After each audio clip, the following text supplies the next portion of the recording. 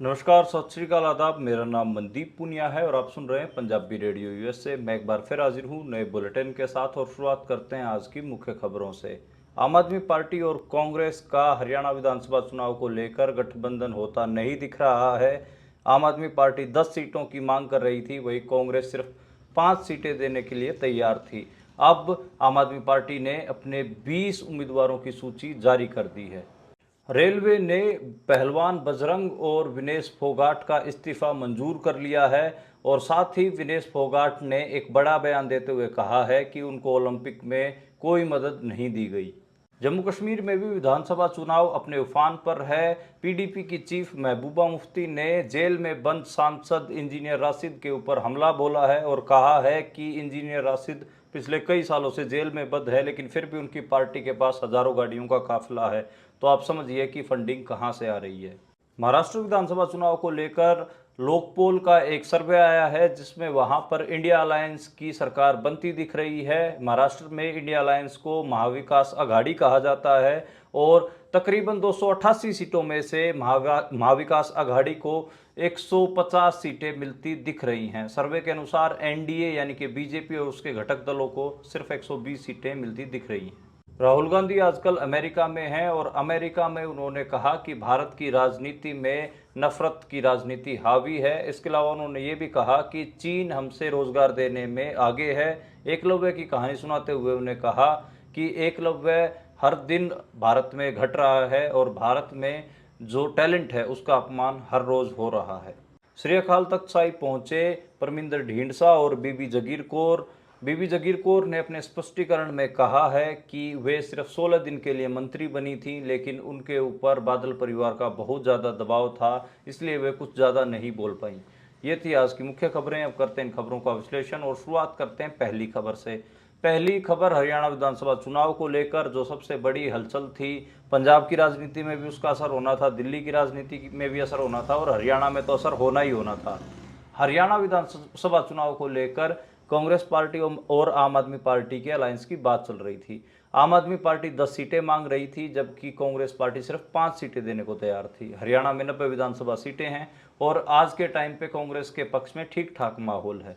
जो अलायंस की बात है वो भी राहुल गांधी द्वारा पुश की गई थी। हम सबको पता है कि राहुल गांधी विपक्ष के नेता हैं, लीडर ऑफ अपोजिशन है इंडियन पार्लियामेंट में, और वो सिर्फ कांग्रेस पार्टी के नेता नहीं हैं लीडर ऑफ अपोजिशन, वो सारी इंडिया अलायंस के लीडर ऑफ अपोजिशन है। इसलिए उन्होंने जो इंडिया अलायंस में जो पार्टियां हैं उनको कहीं ना कहीं कोऑर्डिनेट करने के लिए, उनको अपने मेन स्ट्रीम में लेके आने के लिए ये बात कही थी। और इसको लेकर जो हरियाणा कांग्रेस थी वो खासी नाराज थी। भूपेंद्र हुड्डा नहीं चाहते थे कि आम आदमी पार्टी के साथ अलायंस हो। इतना ही नहीं, पंजाब कांग्रेस से भी इसका विरोध हुआ। पंजाब कांग्रेस के नेता प्रताप सिंह बाजवा ने भी स्टेटमेंट देके कहा कि आम आदमी पार्टी के साथ अलायंस करके लोकसभा चुनाव में भी कोई फायदा नहीं हुआ, ना तो हरियाणा में कोई फायदा हुआ, ना दिल्ली में कोई फायदा हुआ। और पंजाब में हमने आम आदमी पार्टी से अलायंस नहीं किया तो हमारी पार्टी ने अच्छा परफॉर्म किया था। तो उन्होंने कहा कि यही बात रखिए कि हरियाणा में कांग्रेस अकेले चुनाव लड़े ताकि वो अच्छा परफॉर्म कर सके। अगर आम आदमी पार्टी के साथ अलायंस करेंगे तो आप अच्छा परफॉर्म नहीं कर पाएंगे। तो एक हिसाब से विरोध के स्वर थे। और जो आम आदमी पार्टी के हरियाणा में सुशील गुप्ता हैं, उन्होंने भी अब 20 सीटें बिना अलायंस ही 20 सीटें अनाउंस कर दी हैं और अब आम आदमी पार्टी अकेले हरियाणा में चुनाव लड़ने जा रही है। मुझे लगता है कि आम आदमी पार्टी को कोई बहुत ज़्यादा वोटें नहीं मिलेंगी। अगर 5 सीटें भी उन्हें मिल रही थी तो उनको चुनाव लड़ लेना चाहिए था और कम से कम 5 सीटें तो जीतती आम आदमी पार्टी। लेकिन आज के समय में स्थिति ये है कि आम आदमी पार्टी एक भी सीट नहीं जीतेगी। बहुत हद तक ये भी हो सकता है कि सभी सीटों पर डिपॉजिट भी लॉस्ट हो जाएं, यानी कि डिपॉजिट भी ना बचे। अगली खबर की ओर बढ़ते हैं और अगली खबर विनेश फोगाट और पहलवान बजरंग पूनिया के बारे में है। मैंने 2 दिन पहले आपको खबर दी थी कि दोनों ने कांग्रेस पार्टी की प्राथमिक सदस्यता ले ली है, दोनों ने कांग्रेस ज्वाइन कर ली है। और फिर पहलवान विनेश फोगाट ने रेलवे को इस्तीफा भी भेजा था, बजरंग ने भी इस्तीफा भेजा था और पहलवान विनेश फोगाट तो यहाँ तक कि चुनाव भी लड़ रहे हैं। जुलाना से उनको एमएलए की टिकट मिली है और 2 दिन तक ये लग रहा था कि रेलवे उनका इस्तीफा मंजूर नहीं करेगा, लेकिन जब लोगों का दबाव बना, बहुत सारी मीडिया में इस पर स्टेटमेंट आई, तो अब फाइनली रेलवे ने दोनों पहलवानों का इस्तीफा मंजूर कर लिया है और अब विनेश फोगाट चुनाव लड़ने जा रही हैं। जुलाना जो सीट है जींद में पड़ती है और सेंट्रल हरियाणा कहा जाता है, जाट डोमिनेटेड सीट है। तो विनेश के लिए चुनाव बहुत आसान होने वाला है, लेकिन वहाँ पर बहुत सारे कांग्रेस के बागी भी हो गए हैं जो कह रहे हैं कि विनेश एक पैराशूट कैंडिडेट है।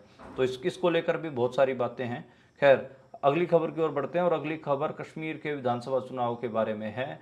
और कश्मीर में जो विधानसभा चुनाव चल रहा है उसमें सिर्फ पीडीपी, नेशनल कॉन्फ्रेंस और कांग्रेस और बीजेपी ही नहीं है, बल्कि एक नए तरीके की पॉलिटिक्स भी है जो पंजाब में हमें दिखी थी। नए तरह का अकाली दल जिसको हम कह रहे थे, नई तरीके की पंथक पॉलिटिक्स कह रहे थे, जिसमें 3 कैंडिडेट के ऊपर बहुत ज़्यादा नज़र थी। जिसमें एक तो जो हम कहें फरीदकोट की सीट थी और संगरूर की सीट थी और खडूर साहिब की सीट थी।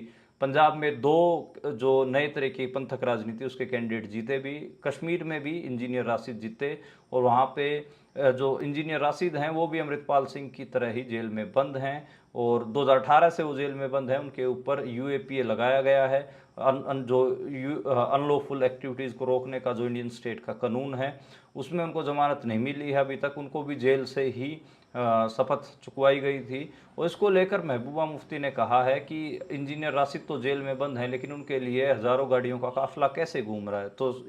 तो थोड़ा दिमाग लगाइए कि कौन उनको पैसे दे रहा है। यानी कि एक हिसाब से जो महबूबा मुफ्ती हैं वो इंजीनियर राशिद और उनकी पार्टी को स्टेट स्पॉन्सर्ड पार्टी घोषित करने की कोशिश कर रही हैं।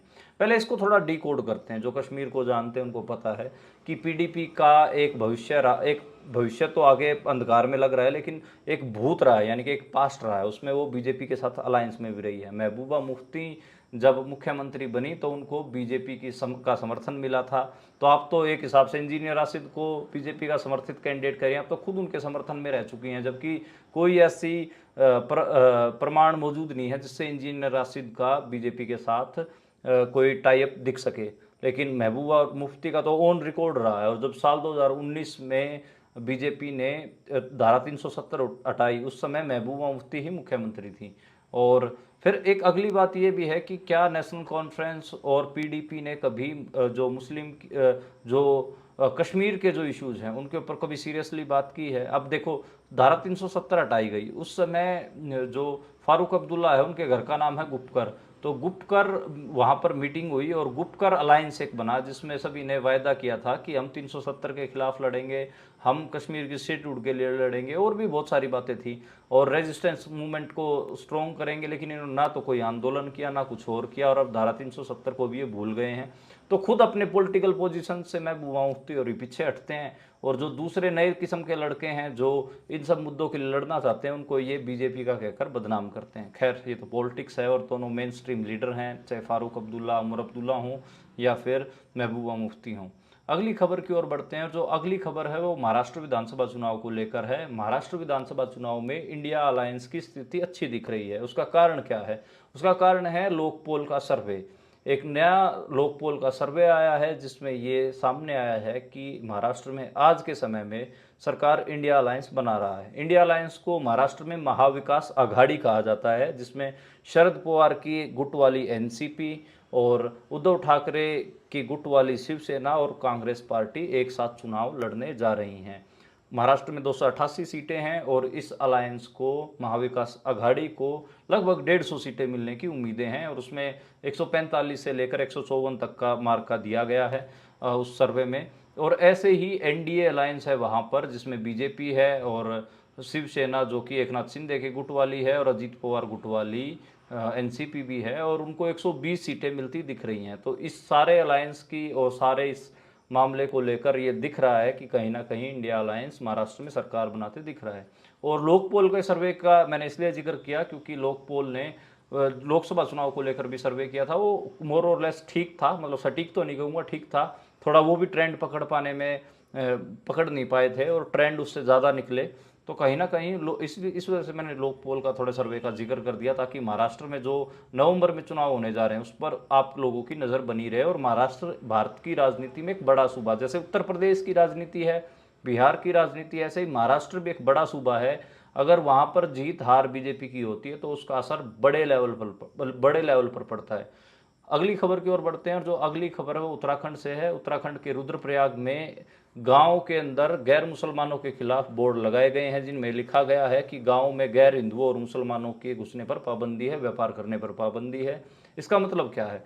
इसका मतलब ये है कि उत्तराखंड में बहुत ज़्यादा हिंदुत्व की पॉलिटिक्स हावी है। वहाँ पर यूनिफॉर्म सिविल कोड खुद जो वहाँ की बीजेपी सरकार वो लेकर आई। इसके अलावा जो हिंदुत्ववादी ताकतें हैं उनको भी बहुत हवा दी जाती है। अब गैर हिंदू में तो सिख, मुसलमान, ईसाई, बौद्ध सब आते हैं। उन्होंने कहा कि गैर हिंदुओं को घुसने नहीं देंगे। मुसलमानों का स्पेशल नाम भी लिखा, रोहिंग्याओं का नाम लिखा और गैर हिंदुओं का नाम लिखा, तो तीनों अक्षर लिखे और कहा कि हम व्यापार भी नहीं करने देंगे, फेरी लगाकर सामान नहीं बेचने देंगे और कुछ अंदर घुसने की मनाही है। तो आप सोचिए कि कितनी सांप्रदायिक सोच है। वैसे तो कहते हैं कि भारत बहुत ऐसे कहें कि सेकुलर मुल्क है, इसमें सभी धर्मों को आज़ादी है अच्छे से रहने की, व्यापार करने की, काम धंधे करने की, लेकिन यहाँ पर माइनॉरिटीज़ के ट्रेड करने के राइट पे, फ्रीली मूव करने के राइट के ऊपर डाका डाला जा रहा है। और इसको लेकर अभी तक उत्तराखंड सरकार ने कोई ठोस कार्रवाई नहीं की है। मेरे हिसाब से पुलिस को इसके ऊपर एक्शन लेना चाहिए और इन सभी बोर्डों को हटाना चाहिए। उसका कारण क्या है? उसका कारण ये है कि आप पहले ही जो माइनॉरिटीज़ के काम धंधे उनके ऊपर आप हमले कर रहे हैं। साल 1984 में जो सिखों के खिलाफ जो हमले हुए, सिखों के खिलाफ जो दंगा हुआ, सिखों के ऊपर जो हमले हुए थे, उसके बाद दिल्ली में बहुत सारी चीज़ें देखी गई।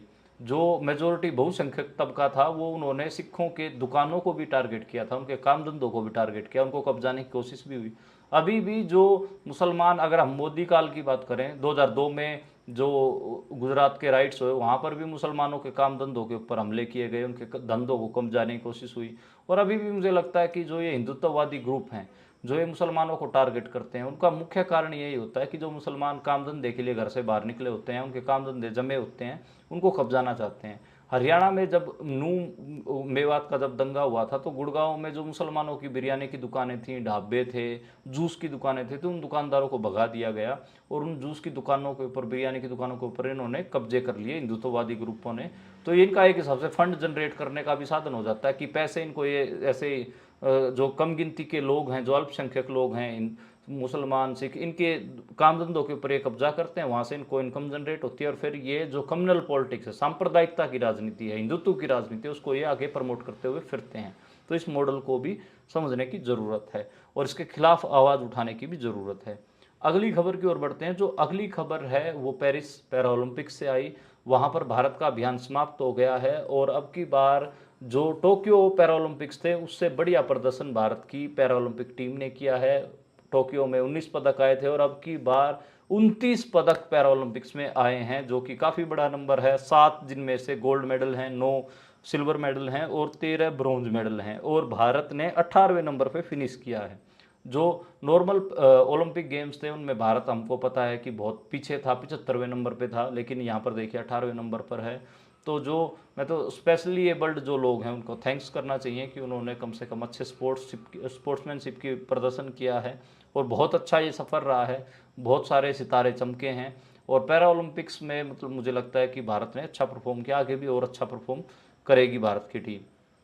टिकट बंटवारे को लेकर जो अगली खबर की बात करें तो वो हरियाणा में जो टिकट बंटवारे को लेकर बीजेपी और कांग्रेस में घमासान है उसको लेकर है। बीजेपी ने अभी तक 67 उम्मीदवारों की लिस्ट जारी की है, जिसमें से 29 जगह उनको बगावत का सामना करना पड़ रहा है। 29 लोगों ने उनके खिलाफ निर्दलीय इंडिपेंडेंट कैंडिडेट के तौर पर चुनाव भर दिए हैं। कांग्रेस ने अभी तकरीबन 35 के आसपास कैंडिडेट्स की लिस्ट जारी की है और उसमें से 5 कैंडिडेट्स ने इंडिपेंडेंट भरने का फायदा वो ले लिया है। और जो हरियाणा के कांग्रेस के प्रभारी हैं दीपक बाबरिया, उनकी तबीयत भी बिगड़ गई है, उनको एम्स में भर्ती करवाया गया, उनका बीपी अब नॉर्मल हो रहा था, उनको इन्फेक्शन भी हो गया था और अब उनको वर्कर्स और नेताओं की मीटिंग से दूरी बनाने के लिए कहा गया है। दीपक बाबरिया के ऊपर बहुत ज़्यादा प्रेशर है और बहुत मैराथन मीटिंग्स वो कर रहे थे कांग्रेस की हरियाणा लीडरशिप के साथ, लेकिन हरियाणा की लीडरशिप में कांग्रेस में बहुत ज़्यादा धड़े हैं। भूपेंद्र हुड्डा का एक धड़ा है, कुमारी सैलजा का धड़ा है, रणदीप सुरजेवाला का धड़ा है और भी कई छोटे छोटे लोग हैं, छोटे छोटे धड़े हैं जो अपने लोगों के लिए टिकट मांग रहे थे। तो इसलिए बड़ा मुश्किल है दीपक बाबरिया के लिए। अगली खबर की बात करें तो अगली खबर राहुल गांधी के बारे में है। राहुल गांधी अमेरिका में हैं और उन्होंने यूनिवर्सिटी ऑफ टेक्सास में स्पीच भी दिया। 2 जगह उन्होंने बेसिकली स्पीच दिए। उसमें उन्होंने जो खास तौर पर जिक्र किया, उन्होंने कहा कि जो भारत में जो राजनीति उसमें नफरत का माहौल है और दूसरा उन्होंने बेरोजगारों के ऊपर भी बात की। उन्होंने कहा कि चीन रोजगार देने में हमसे आगे है और हम हुनर का सही से फ़ायदा नहीं ले रहे बल्कि अपमान कर रहे हैं। उन्होंने कहा कि जो एकलव्य की कहानी आपने सुनी होगी, भारत में हर रोज़ हज़ारों सैकड़ों लाखों एकलव्य हैं और उनके उनके जो टैलेंट है, उनका जो हुनर है, उसका सम्मान नहीं किया जाता, अपमान किया जाता है, उनको ना नौकरियां हैं। इसको लेकर राहुल गांधी ने आवाज़ उठाई। इसके अलावा जो राहुल गांधी है, राहुल गांधी ने आरएसएस के ऊपर भी हमला बोला। उन्होंने कहा कि आरएसएस की सोच महिलाओं को लेकर चूल्हे चौके वाली ही है। इसके अलावा उन्होंने जो सांप्रदायिकता की राजनीति, उसके ऊपर हमला बोला। जब उनसे पूछा गया कि आपका इस समय इंडियन पॉलिटिक्स में क्या कंट्रीब्यूशन है, तो उन्होंने कहा कि मैंने लव नफरत के खिलाफ जो प्यार की राजनीति उसको इंट्रोड्यूस किया। मैं विपक्ष के नेता के तौर पर सभी जो अच्छे एक हिसाब से सहज जो गुण हैं उनको मैं पुश करना चाहूँगा, ताकि जो एक लीडर ऑफ अपोजिशन और उस लेवल के पॉलिटिशियंस की जो एक हिसाब से कहें कि एक लेवल होता है, उसको मैं मेंटेन करना चाहूँगा। तो ये उन्होंने कहा। कोई बहुत ज़्यादा मैं कहूँ कि शार्प उन्होंने बोला हो ऐसा तो नहीं था। बहुत जो बातें वो इंडिया में कर रहे थे वही लगभग मोर और लेस उन्हीं को ही घुमा फिरा कर उन्होंने पेश किया है। खैर, अभी वो अमेरिका के दौरे पर लंबे समय तक हैं, वहाँ पर बहुत सारी टॉक्स होंगी, बहुत सारी बातें बोली जाएंगी और इसको लेकर यहाँ भारत में भी बहुत सारे बीजेपी के जो मंत्री संतरी हैं वो खूब उनका विरोध करेंगे। अगली खबर की ओर बढ़ते हैं। जो अगली खबर है वो राव इंद्रजीत के बारे में है। राव इंद्रजीत दक्षिण हरियाणा में बहुत बड़ा नाम है। उन्होंने बीजेपी के बड़े नेता हैं और उन्होंने अब कहा है कि 2 बार दक्षिण हरियाणा ने मनोहर लाल खट्टर को सीएम बनाया, अब की बार दक्षिण हरियाणा मुझे सीएम देखना चाह रहा है। यानी कि एक हिसाब से उन्होंने बीजेपी के सीएमशिप की कुर्सी के ऊपर दावा ठोक दिया है, जबकि अमित शाह नायब सिंह सैनी को मुख्यमंत्री अनाउंस कर चुके हैं। अगर मैं बीजेपी में बात करूं तो आज के समय में नो डाउट अगर कोई मास लीडर है तो राव इंद्रजीत सिंह है, लेकिन राव इंद्रजीत सिंह की अनदेखी पिछले 2 बार से लगातार हो रही है और मुझे नहीं लगता कि अगर बीजेपी किसी भी गिनती मिनती की वजह से अगर चुनाव जीतती भी है तो उनको सीएम नहीं बनाया जाएगा। हालांकि जो सर्वे हैं वो कह रहे हैं कि बीजेपी सरकार हरियाणा में नहीं बना पाएगी, हरियाणा में कांग्रेस सरकार बनाएगी। अगली खबर की ओर बढ़ें तो हुड्डा कहीं ना कहीं जो कांग्रेस का टिकट डिस्ट्रीब्यूशन हो रहा है उसमें अपना दबदबा दिखा रहे हैं।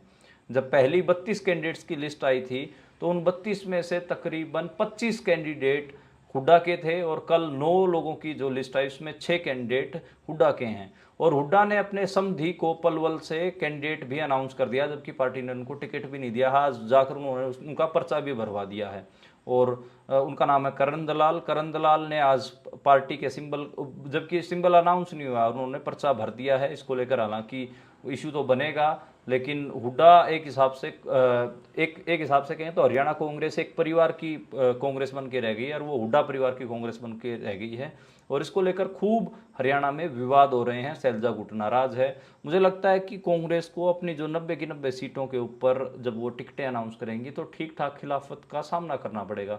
उसका रीजन ये है कि भूपेंद्र हुड्डा ने 90 की 90 सीटों पे बहुत सारे लोगों को बहुत कुछ प्रॉमिस कर रखा है और वो सब डिलीवर नहीं कर पाएंगे, इसलिए ये सब होना है। भूपेंद्र हुड्डा के घर के बाहर हजारों लोगों की भीड़ लगी रहती है। गलत टिकट बंटवारे को लेकर खूब नारेबाजी भी होती रहती है, लोग आंदोलन करते हैं। भवानीखेड़ा के जो सीपीएस पूर्व सीपीएस रहे हैं रामकिशन फौजी, उन्होंने भी धरने प्रदर्शन दिए हैं। तो बड़ा मुश्किल होने वाला है भूपेंद्र हुड्डा के लिए और भूपेंद्र हुड्डा मुझे लग रहा है कि बहुत ज़्यादा गलतियां अभी से करना शुरू कर चुके हैं और वो एक डिक्टेटर जैसे दिख भी रहे हैं। अगर ऐसा ही चलता रहा तो भूपेंद्र हुड्डा कहीं ना कहीं डिजास्टर भी हरियाणा कांग्रेस के लिए साबित हो सकते हैं। अगली खबर की ओर बढ़ते हैं और अगली खबर पंजाब से है। पंजाब में श्री अकाल तख्त साहिब पर परमिंदर ढींडसा और बीबी जागीर कौर पहुंचे। उन दोनों ने स्पष्टीकरण भी अपना पेश किया। बीबी जागीर कौर ने स्पष्टीकरण देते हुए कहा कि जब ये सब घटनाएं हो रही थी तब मेरी कोई हैसियत नहीं थी, मैं सिर्फ 16 दिन के लिए मंत्री बनी थी और उस समय भी बादल परिवार के कारण मेरी जो आवाज़ है वो दबी हुई थी और मैं बहुत दबा हुआ महसूस कर रही थी। मेरे मन में बहुत सारे सवाल थे लेकिन मैं उठा नहीं पाई। तो एक हिसाब से जो 16 मंत्रियों को, पूर्व मंत्रियों को जो अकाली दल से जुड़े रहे हैं, उनको श्री अकाल तख्त साहिब से जो नोटिस भेजा गया उसके जवाब में ये सब अकाल तख्त साहिब पे जा रहे हैं, श्री अकाल तख्त साहिब पे। और हम सबको पता है कि पहले मनप्रीत बादल भी जा चुके हैं और आज 2 बड़े नेता पहुंचे हैं। तो देखना होगा कि किस चीज़ की तरफ निपटारा होता है। हालांकि जो पंथक इश्यूज हैं मुझे लगता है कि बहुत जल्दी रिजोल्व कर लिए जाने चाहिए, सोल्व कर लिए जाने चाहिए, क्योंकि उसका रीज़न एक ही है कि ये पंथक पॉलिटिक्स पीछे जा रही है और उसमें अगर पंथक पॉलिटिक्स पीछे जा रही है उसमें कौन कौन लोग पिस रहे हैं। मेरे को लगता है कि सबसे पहले जो लोग पिस रहे हैं वो बंदी सिंह हैं, जो हमारे अगर मैं कहूँ तो जिनकी सज़ा भी पूरी हो चुकी है लेकिन फिर भी वो जेलों में बंद हैं, तो वो सिख पॉलिटिकल प्रिजनर्स सबसे पहले पिस रहे हैं पंथक पॉलिटिक्स से पीछे जाने से। और दूसरा, जो पंथक पॉलिटिक्स की वजह से जो अनसुलझे हुए रिलीजियस मसले हैं वो भी कहीं ना कहीं साइडलाइन हो रहे हैं। तो मुझे लगता है कि एक सही निपटारा जरूरी है। अब वो निपटारा कैसे हो कैसे ना हो उसके ऊपर एक अलग डिबेट है, और मैं भी कोशिश करूंगा कि जो पंथक पॉलिटिक्स को कवर करते हैं सीनियर जर्नलिस्ट, उनसे मैं एक स्पेशल इंटरव्यू करूं और पूछूं कि जो ये पंथक मसले पेंडिंग हैं इनका निपटारा कैसे हो। तो आज के लिए इतना ही। कल दोबारा मुलाकात होगी नई खबरों के साथ, नए बुलेटिन के साथ। आप देखते और सुनते रहिए पंजाब।